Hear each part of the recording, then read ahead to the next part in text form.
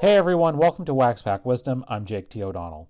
This is a big week in the Boston area for sports collectors because this coming weekend, November 1st, 2nd, and 3rd, is the Fall Shriners Show. It is the biggest card show in New England. It is put on by the Greater Boston Sports Collectors Club. This is the 38th year that they've done this show. Technically, the show is, I believe, called the Greater Boston Sports Collectors Club Card and Memorabilia Show, but everybody pretty much calls it the Shriners Show because the show takes place at the Shriners Auditorium in Wilmington, Massachusetts. There are multiple promoters that put on shows during the year at Shriners, but I think that generally speaking, I kind of view, and I think a lot of folks around here view, the fall show as sort of the show. There are going to be 375 or 400 or so tables. So it's a big show. And like I said, it's like the biggest in New England. There's a few other big shows that happen in New England, but this is the one.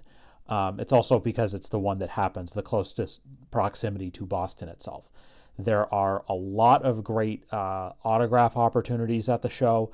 That is, if that's what you're into, a lot of great Boston sports stars of yesterday are going to be there. So, and even more recently, I think as well, there are some. I would say go on the website and check out and see those names. But obviously, for me, my focus is on cards, is on vintage baseball, and this is again the opportunity. It is the thing that I kind of look forward to the most during the course of the year is this show. So I wanted to take the opportunity in this video to give a little bit of a preview about the show. I will say that I'm maybe not as much of an expert on the Shriners as maybe some other folks are, since last fall was the first one that I'd ever been to, and then I went to the one this past spring. Again, different promoter, the one in the spring.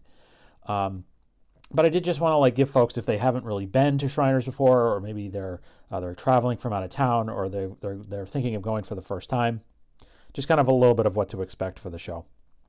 And while I'm talking, you probably see me put in some videos and pictures from the last couple of shows, the one last fall as well as the one in the spring.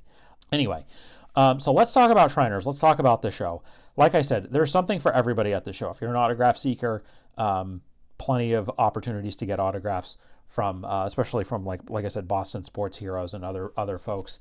And then, there's definitely the opportunity to buy modern, if that's what you're into. There's plenty of that. Buying and selling and trading, there's plenty of opportunities to do that. There's opportunities, I think, a lot of the auction houses will be there. So if you have anything big that you want to consign, you can do that. Some of the grading services will be there. I know that SGC is going to be there over the weekend. So if you want to do an SGC submission, you could do that. I think JSA, Beckett, they're going to be there as well. So just things to be aware of there. And then of course, vintage.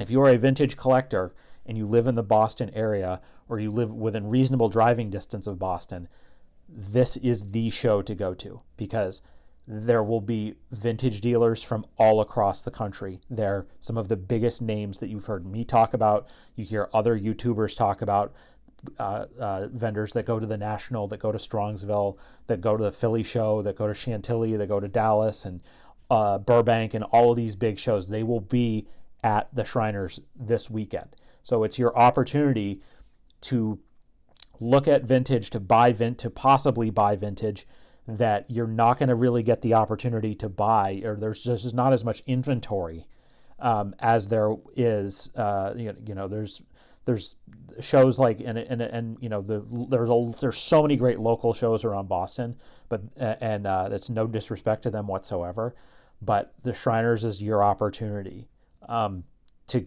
look to get pre-war stuff, or stuff that you're just not going to see at the local shows. So and then if you're working on building a set, it's an amazing opportunity to avoid paying eBay fees and avoid ComC and all of that stuff, and to go into to go to a show and have vendors with the binders of cards of sets from every year imaginable, and you can go through the binders and fill out your set. You could, if you had several hundred cards left for 68 tops like I just built, or other years, you can go to Shriners, and I guarantee you that you'll be able to finish your set. So that's a huge plus too, for if you're a set builder. And There's wax and there's and then there's a plenty of other stuff too. There's signed memorabilia and things like that you can also get at the show too. So again, I really encourage folks to check this show out if you can. A few things just from like a logistical standpoint. Again, this is just for folks that maybe are coming from out of the area that they may not know the lay of the land. Similar to how the Philly show, it takes place outside of Philly. The Shriners show, which is obviously really associated with Boston, doesn't take place in Boston. It takes place in Wilmington, Mass., which is a suburb north of the city, about 20 to 25 minutes north of the city. It's very easy to access the auditorium from I-93, from Interstate 93. It's also pretty easy to access from Interstate 95 as well. It's kind of like right where 93 and 95 meet up, basically.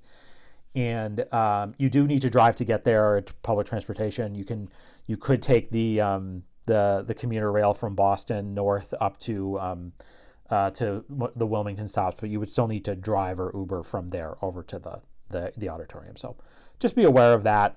You will need to kind of drive to get over there. So as far as the actual location of the show goes itself, the Shriners Auditorium is kind of at the end of a street where there's like a bunch of business parks on the way up to the auditorium. Fun note, there is a go-kart track it's an indoor one that's on the way up to the show on the same street. If you're into that, I've done it. It's a lot of fun. But if you have downtime, you have free time, if you're coming for the weekend, just something I would throw out there. You get to the end of this street and you'll see, and the Shriners Auditorium is on your right. There'll be people out there directing you where to park. It's kind of like anything else. The earlier you get there, the better your parking situation will be. You could park at the end of that street too, and walk over. They have plenty. There's no issues with parking. There's plenty usually. They don't charge for it. And if you get there early enough, there's a parking lot that's right, kind of on the right when you drive. The auditorium is there on the right, and then next to it there's a parking lot that's right there. That's really easy. In and out to get to if you get there early enough. Otherwise, you might have to walk a little bit of a distance, but shouldn't be anything too crazy. For this show, you can only buy tickets at the box office, and it's only cash. And I think it's $15 for most people. I think there's a senior discount. I think the kids get in for less, or they get in for free if they're under a certain age. Just check the website. I don't remember exactly. And then from there, you go in, and there's like a lobby area where you'll probably see some of the grading companies out there. There's bathrooms down on the right, and then down on the left is where the autograph pavilion is. I think they call it like the Fez room or something like that. It's the Shriners, remember. And that's where you'll do the autographs and that kind of thing. And there's going to be a few vendor tables kind of out in the lobby. But then you walk into the main the main auditorium area, and that's where the bulk of the 375 to 400 tables are going to be. And the Shriners is great. It is a throwback. I've mentioned this previously, I think. It's like, you expect Jimmy Chitwood to be getting up some shots, there.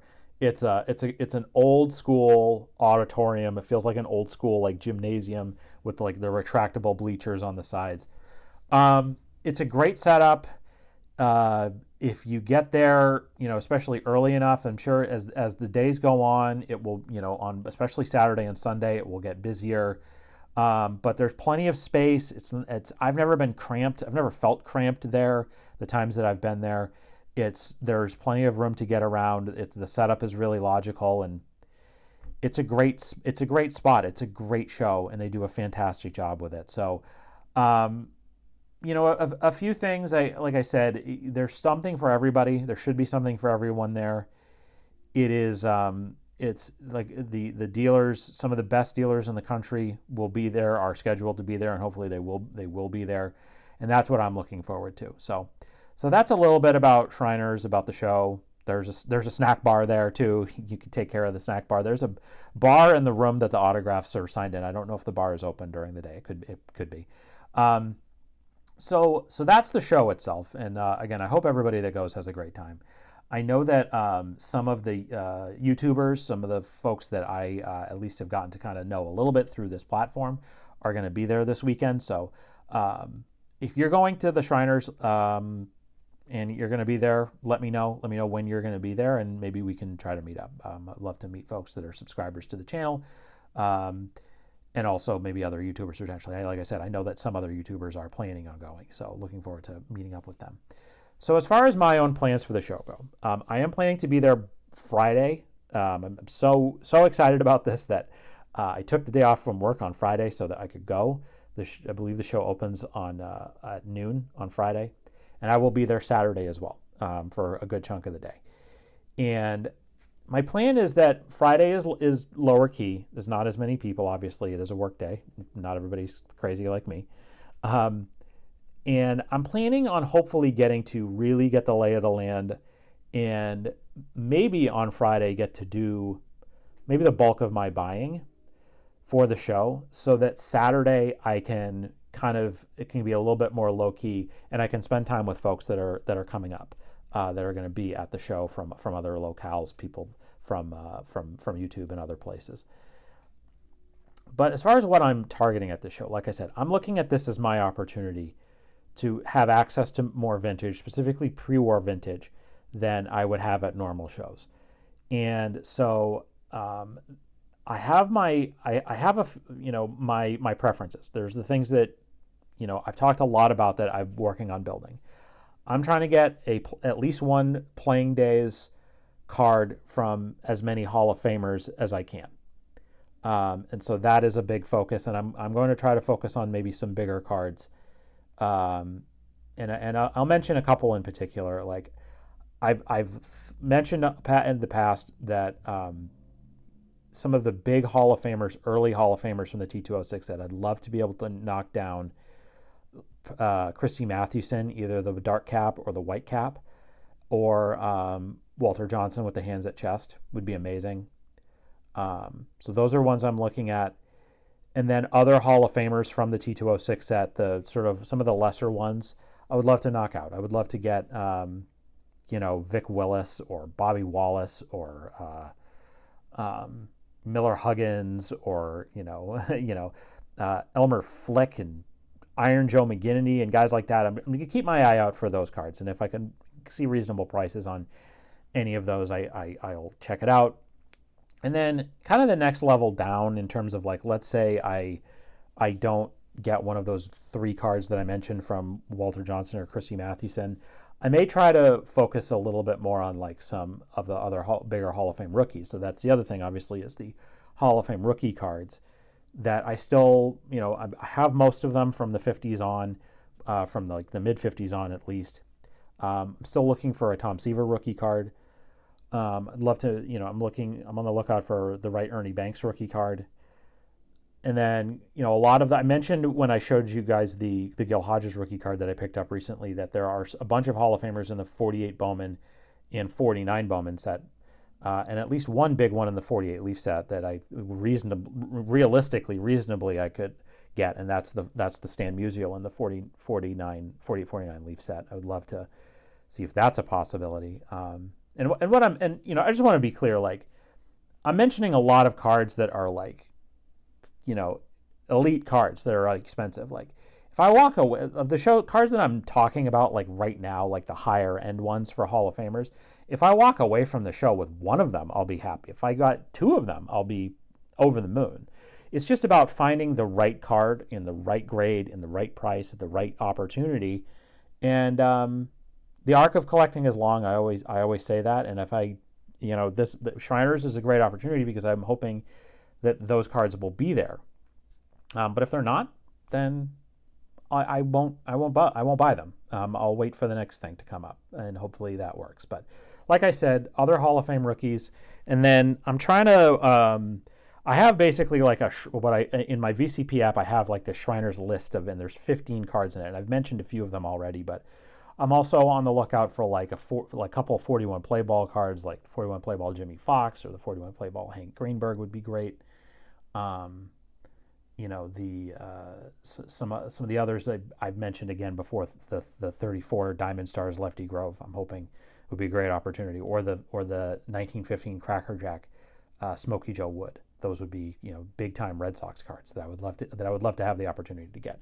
I also have a list of Ted Williams cards that I'm interested in that I'll keep an eye out for. I'm sure that Ted Williams cards will be at a premium at this show because it's a Boston show, but looking forward to that.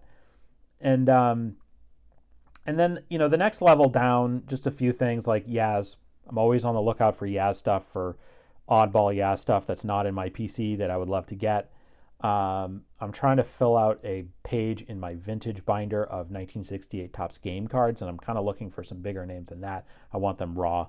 Aaron, Mays, Clemente, possibly. I'm going to say maybe those three. I'm going to keep my eye out on good deals on vintage wax. I'm low on like really cool stuff, and might splurge on like a box of something from the 80s or even the 70s, depending on what I could find.